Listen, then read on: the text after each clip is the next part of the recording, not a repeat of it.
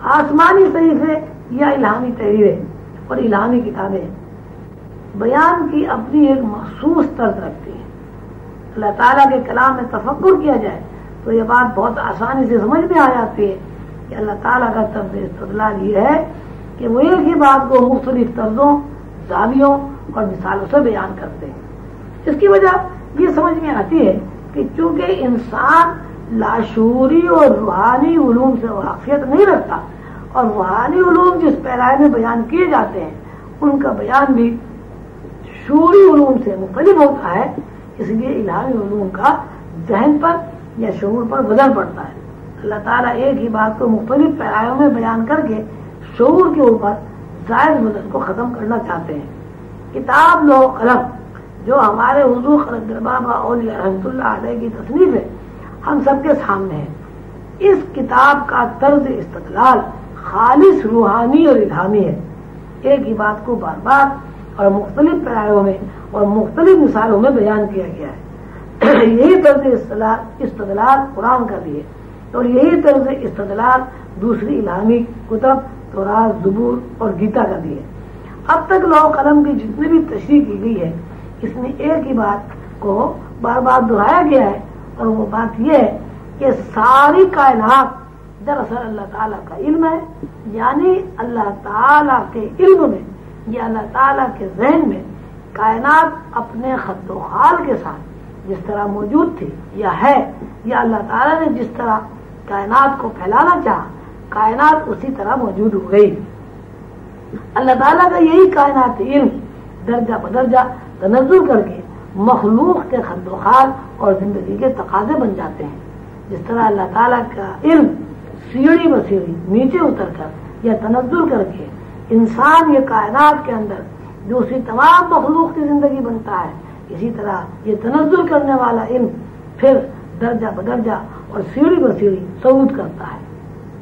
اس بات کو قرآن پاک میں اللہ تعالیٰ نے ان للہ و انا الیہ راجعون کہہ کر بیان فرمایا ہے. اس کا ترجمہ یہ ہے کہ تحقیق ہر چیز اللہ کی طرف سے ہے اور اللہ ہی کی طرف لوٹ جاتی ہے.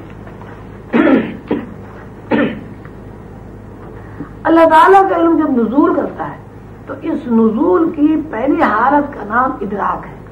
اللہ تعالیٰ کا یہ علم جب ادراک بن کر ایک نقطے پر کوئی دیر قیام کرتا ہے یعنی اس کے اندر گہرائی پیدا ہوتی ہے تو نگاہ بن جاتی ہے. ادراک میں جب تک گہرائی پیدا نہیں ہوتی تو خیال کی کیفیتیں موجود رہتی ہیں. یعنی ادراک اگر ہلکا ہے اور یہ ادراک خیال کی صورت میں موجود ہے تو کوئی چیز کوئی صورت سامنے نہیں آتی، صرف احساس ہوتا ہے. یعنی ادراک جب خیال کی حدود میں داخل ہوتا ہے تو کسی چیز کا ہلکا سا ایک عکس پڑتا ہے اور جس چیز کا عکس پڑتا ہے اس چیز کا احساس پیدا ہو جاتا ہے. یعنی خیال کی حدود میں احساس تو کام کرتا ہے لیکن اس کی حیثیت صرف فکر کی ہوتی ہے. جب احساس ایک ہی نقطے پر چند لمحوں کے لیے مرکوز ہو جاتا ہے تو اس نقطے میں خط و خال اور شکل و صورت پیدا ہو جاتی ہے.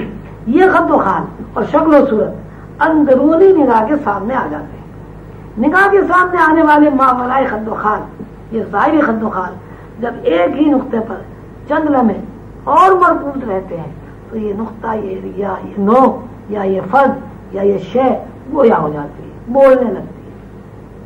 یہ قوت گویائی اگر ذرا دیر اور اس نقطے پر یا اس ایک فرد کی طرح متوجہ رہے تو فکر اور احساس میں رنگینی پیدا ہو جاتی ہے اور نگاہ اپنے ارد گرد نیرنگی کا ایک ہجوم محسوس کرتی ہے. اس تشریح سے یہ قانون پوری طرح واضح ہو جاتا ہے کہ علم ہی جداگانہ حرکات یا حالتوں کا نام خیال، نگاہ، گفتار، شامہ اور لمس ہے. کہنا یہ ہے کہ ایک ہی حقیقت، ایک ہی علم مختلف روپ بدلتا رہتا ہے.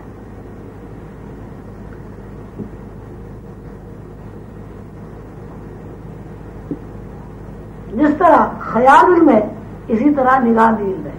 چونکہ ہر چیز کی بنیاد علم ہے اس لیے خیال اور نگاہ کے بعد کی تمام حالتیں بھی علم ہے. یہ علم کی وہ کیفیت ہے، وہ حالت ہے جو نزولی ہے اور علم نزول کر کے عالم ناسوت تک آتا ہے. یعنی انسان کی حس گوشت پوش کو چھو لیتی ہے اور یہی کیفیت یا علم کی تنزل یافتہ شکل کسی شے کی محسوسیت کے لیے انتہا ہے۔ آدم ذات یا کوئی بھی مخلوق اوپر سے نیچے سیڑھی پر سیڑھی اتر کر پیدا ہوتی ہے، اور اس کی روح یا اللہ تعالیٰ کا علم یا اپنے ربی اپنے اظہار کے لیے اور اپنی جلوہ نمائی کے لیے گوشت پوش کا ایک جسم تخلیق کرتی ہے۔ یہ تنزل کی ایک انتہائی شکل ہے۔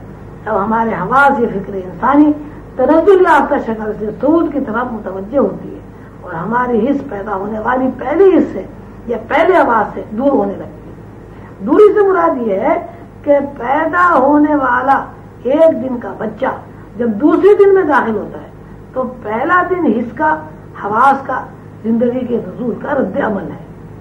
یہی رد عمل مکانیت کا اور زمانیت کا احساس دلاتا ہے۔ بچہ پیدا ہوا، ایک لمحے کے بعد دوسرے لمحے میں بچے کی تمام صفات، تمام اعضاء، تمام حواس تبدیل ہو جاتے ہیں۔ یہی تبدیلی دراصل زمانیت اور مکانیت ہے۔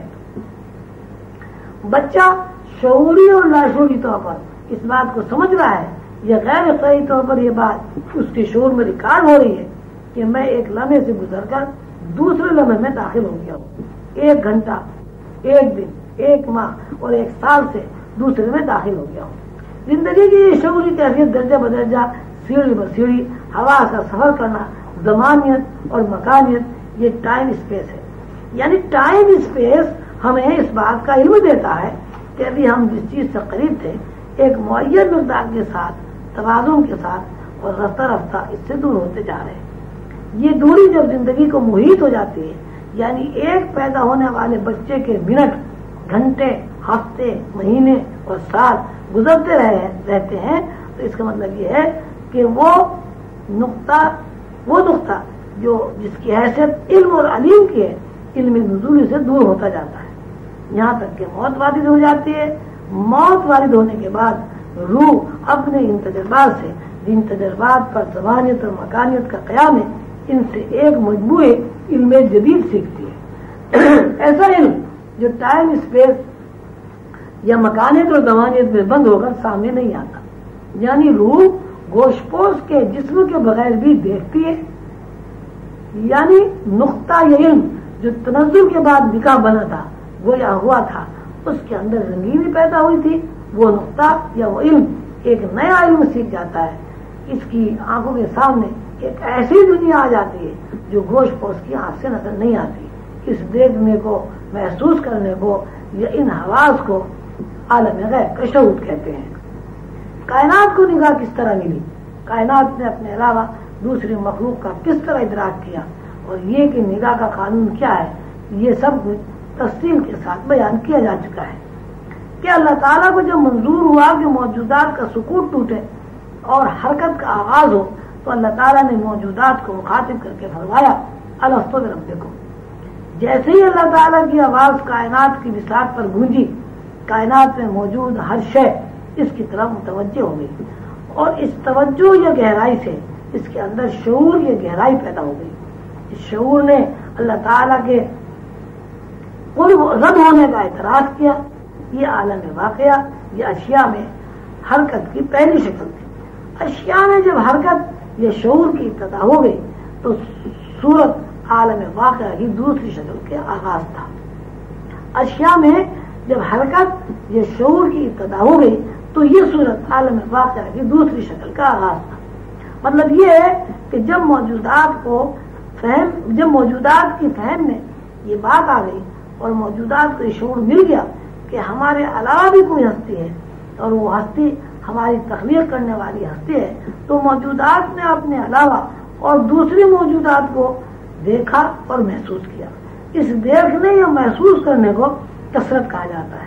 کثرت کو عالم مثال یا عالم جولی کہتے ہیں۔ سمری کے طور پر اس بات کو اس طرح بیان کرنا چاہیے کہ اللہ تعالیٰ کی ذات کا عکس جمع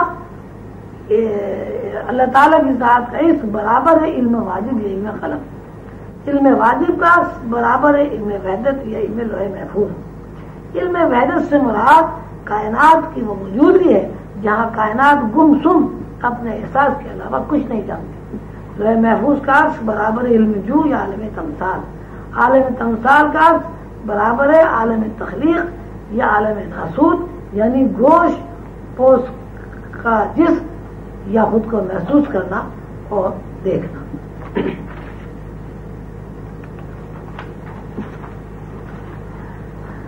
حضور قلندر بابا اولیاء رحمۃ اللہ علیہ جب لطائف کا تذکرہ کرتے ہیں تو اس تذکرے سے ان کی مراد ان فارمولوں کا اظہار ہے جن فارمولوں سے مخلوق کی ساخت عمل میں آتی ہے۔ پچھلے صفحات میں احساس کی درجہ بندی اور شعور اور لاشعور کی تعریف بیان ہو چکی ہے۔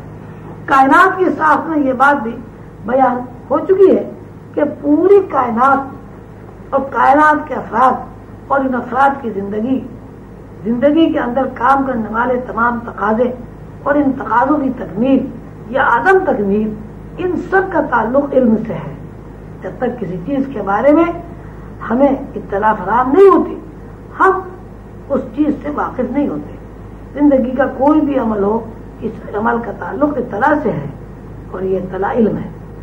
علم کی جب تعریف کی جاتی ہے تو اس کے علاوہ کچھ اور نہیں کہا جا سکتا کہ وہ علم جو کائنات کی شکل و صورت کا مظہر بن گیا ہے وہ اللہ تعالیٰ کا علم ہے۔ علم کی